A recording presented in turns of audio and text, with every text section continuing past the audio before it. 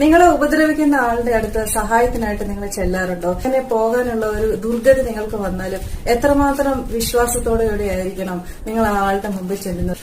ഈ ഉദാഹരണം പറഞ്ഞുകൊണ്ട് ഒരു ചോദ്യം ചോദിക്കാൻ ആഗ്രഹിക്കുന്നു. പലരും പറഞ്ഞു നടക്കുന്നത് പോലെ പലതരത്തിലുള്ള പരീക്ഷണങ്ങളിൽ കൂടെ കടന്നു പോകുമ്പോൾ ഇത് ദൈവത്തിന്റെ വിധിയാണ്, ഇത് ദൈവത്തിന്റെ ഇഷ്ടമാണ് എന്നൊക്കെ പറഞ്ഞ് നടക്കുകയാണെങ്കിൽ ഈ പ്രതിസന്ധികളിൽ നിന്നും പുറത്തു കടക്കാൻ വേണ്ടി നിങ്ങൾ ദൈവത്തിൽ എങ്ങനെയാണ് വിശ്വാസം വെക്കുന്നത്? ഈ പ്രതിസന്ധി തന്നിരിക്കുന്ന ദൈവത്തോട് തന്നെ പ്രതിസന്ധി നീക്കാൻ നിങ്ങൾ എത്രമാത്രം വിശ്വാസം കൊണ്ടായിരിക്കും പ്രാർത്ഥിക്കുന്നത്?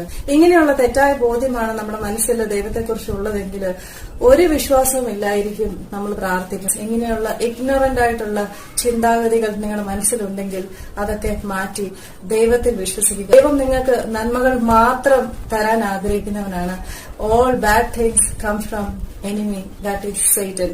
ഇത് മനസ്സിലാക്കുമ്പോൾ ബാക്കിയുള്ള വിശ്വാസമൊക്കെ നിങ്ങൾക്ക്